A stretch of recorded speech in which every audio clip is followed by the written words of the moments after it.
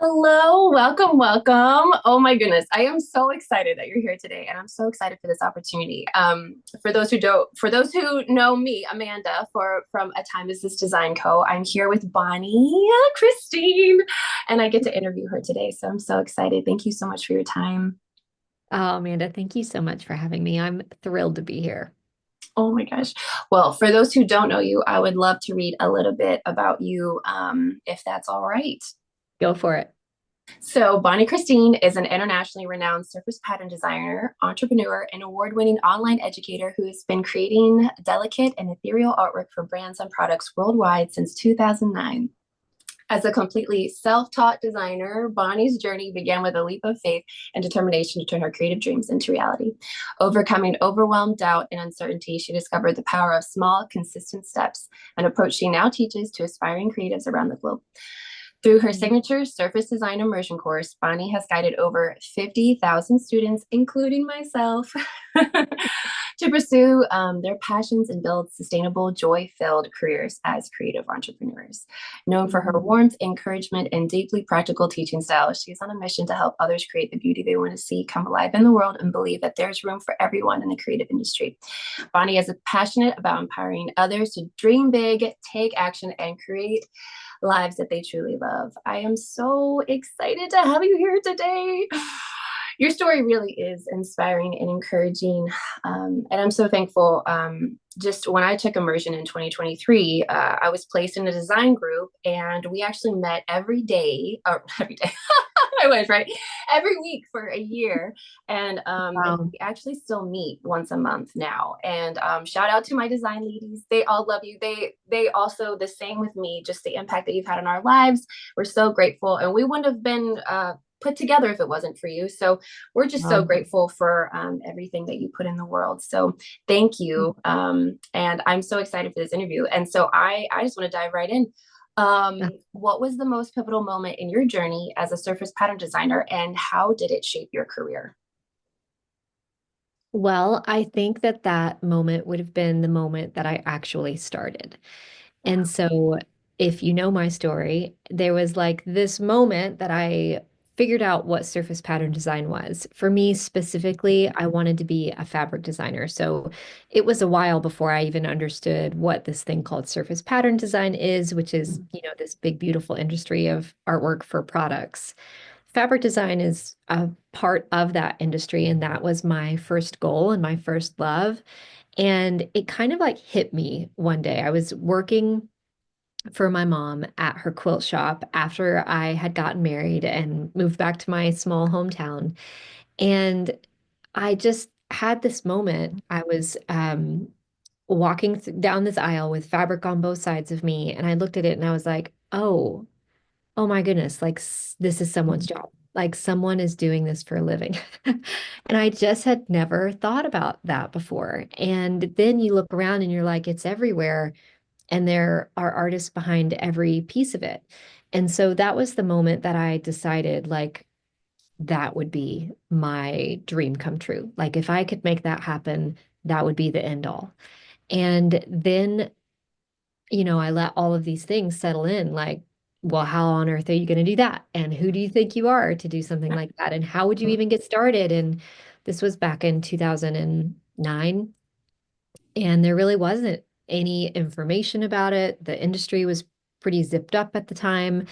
And so the overwhelm alone paralyzed me so much that I like couldn't start. And so 6 months go by and I woke up one morning and I realized that it had been 6 months. And I'm like, do you ever do that? Like you're doing it. You've made up your mind, you're doing it, and then Yeah. eventually you're like, but wait, you haven't actually done anything. And so I had this whole time where I was like, this is what I'm doing. And then I look at what I've actually been doing with my hands and I hadn't even started. And so I kind of got a little feisty that day and I was like, today is the day. Yes.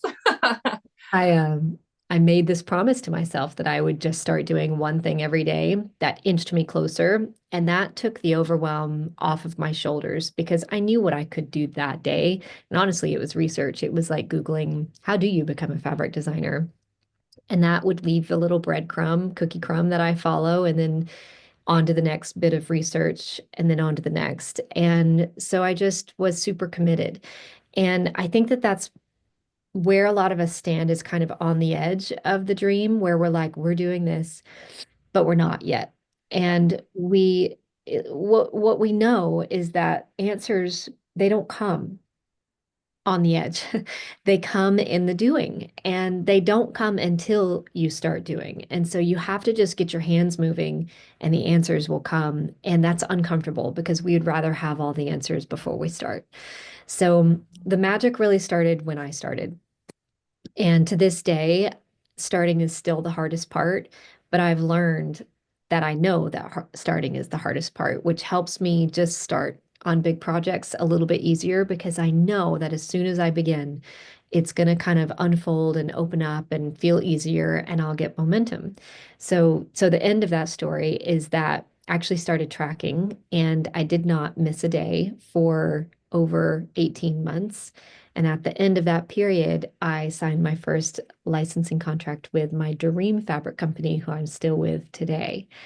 And so, yeah, we just have to start. And for the record, like that one thing a day that I did, 15 minutes is what counted.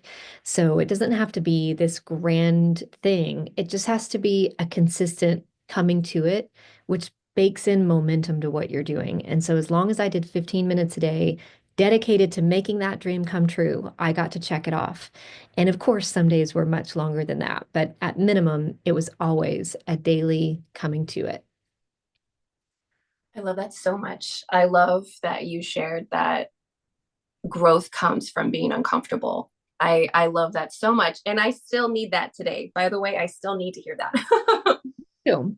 I mean, I'm getting uncomfortable right now with a big goal. And I'm like, starting is the hardest part. Starting is the Yeah, hardest part. yeah, that's awesome. Well, what were the biggest challenges? I guess like when you're faced building your business, like how did you overcome them? Well, there's so many challenges and it's like you never get to a place where there aren't any. They just change. And so when I think back to that time, that was one of them. Another one was like imposter syndrome, like who do you Mm, think you are? And then being really afraid of, almost embarrassed of telling people that that was mm, what I wanted to do because what if it doesn't work out, you know? right. And it was pretty grandeur. Like we really the other hardest part was money. So David and I, we were newlyweds and we were just really struggling. We were on like a $28,000 a year salary between the two of us. And I'm like, I want to take 2 years to try this thing. And so we really had to come to terms with like, do we want to have, let's say, a real job? Do we want a real job and be able to pay the bills for sure? Or do we want to make sure that we love what we do for our life? And despite, the financial security. And we kind of decided, like, hands down, the most important thing is that we spend our life doing something that we love and we have faith that the finances will work out. And so we ended up selling a car and it bought me some time. And so I chauffeured my husband to work every day and went back and picked him up at the end of the day. And I just really, that lit a fire under me because now we were invested. We had made sacrifices and like I needed to give it my all to see if I could make it happen. And so that's layered, right? So it was like really obvious to our friends and family that I was serious. And what if I couldn't make it happen? Like Right. there's emotions, there are feelings there, right? So fear and imposter syndrome. And also, I think I finally realized that no one is not afraid. Every single person is afraid. Every single person feels imposter syndrome. The only difference is that some people show up and do it anyways. Yeah. Yeah, it's not like half of the population is gifted with no fear and no imposter syndrome. It's Yeah. half of the population decided to just show up in spite of it. And that changed me. I'm like, okay, here we go. Yeah. Oh, that's so encouraging. I love it so much. So, how do you help students build not just creative skills, but also sustainable business skills? Well, that I don't know if people can see me if this is audio or video, but I just burst It's out in a big both. 'cause that is where I feel like I get the I don't Yeah. know, boost. Yeah. nerdiest satisfaction.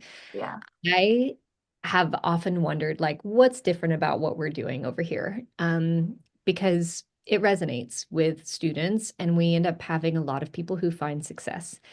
And for a long time, I'm like, I don't know what it is. But I think that one of the things is that we teach the business side of creativity and art.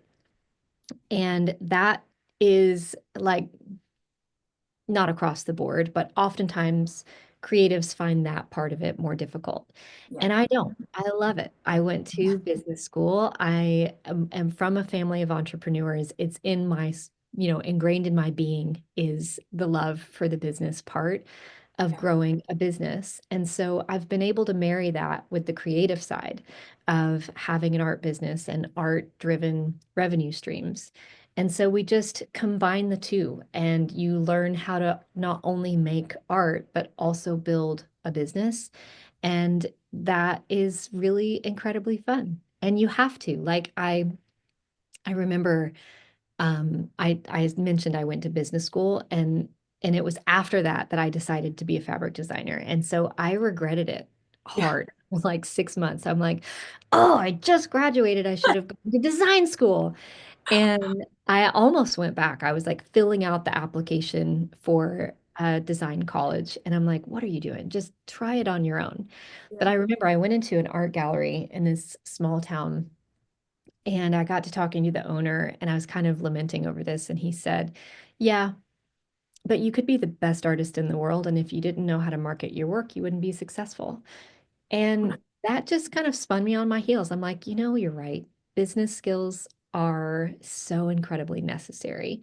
And you don't have to go to college to get them. You just do have to lean into like we're in business. Yeah. Artists are in business.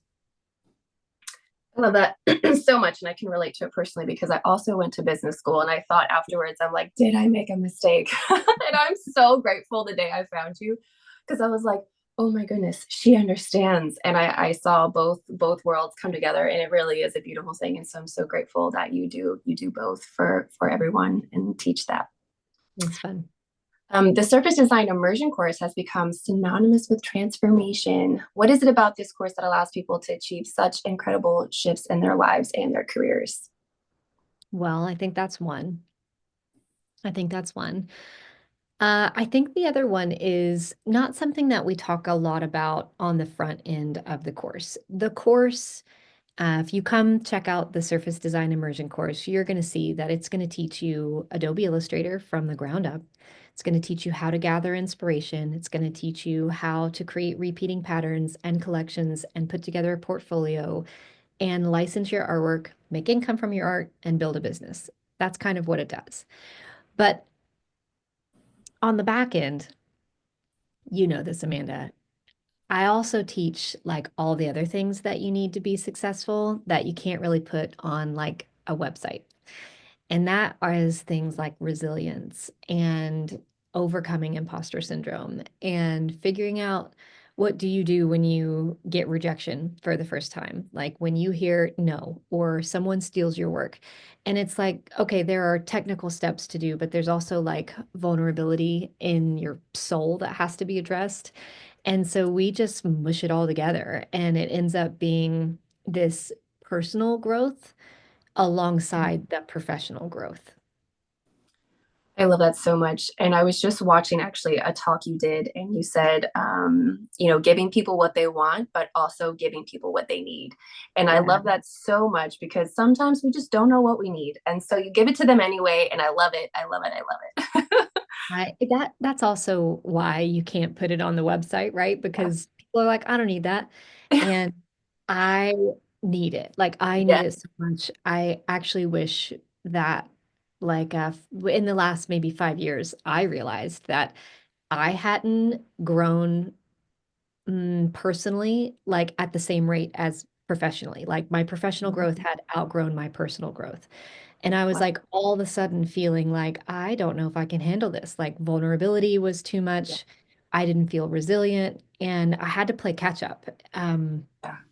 And so there's just nothing more impactful than having a mentor ahead of you saying, like go left, dodge that, wait, there's a Yes. cliff, like let's just prepare you for what's going to come along with it, because that is what will make you successful when you arrive and you're like, there's the imposter syndrome. Bonnie told me it would come when I did this thing. So now I see it. Hi, gonna do it anyways. Yeah. Oh, I love it so much. I know our time is short, but I have one more question if it's possible. Oh, Um, yeah. just one piece of advice you would give someone starting out in surface pattern design or creative entrepreneurship, what would that be? Okay, so I think it is so important for you to recognize that you are creative. I don't know if Mhm. anyone's listening who feels like maybe they're not. You don't have to be an artist. That word feels like weighted. Mm. And I didn't feel like an artist. I wasn't an artist, but I was creative. In fact, I would have said I was crafty. Let's just go that far. Like I was Yeah. crafty. Um, and if you don't feel or you feel like it's far away from you, what I like to think of our creativity as our superpower. First of all, we all have it. I believe we were created to create. It is Yeah. there. It is very human that we want to build something with our hands. Yeah. And it's right underneath the surface. But the cool thing is that as soon as you use it a little bit, more floods, more come. Mhm. And the more you use it, the more you have. And so it is an endless well of resource that you can pull from. And also, it's fun. Yeah. And so, whether this is it for you or not, I beg of you to make sure that you spend your life doing something that you love so Mhm. much that you can't dare call it a job or work, because it gets you out of bed in the morning and you enjoy it so much. And also, bonus, it provides. And so, whether it is surface design or some other thing that you love, just make sure that you're doing what you love for your living. I love it so much. Thank you, thank you, thank you. Thank you so much for your time today. It's a pleasure to be able to do this. And I'm so thankful. Thank you for your time today. Thank you for having me.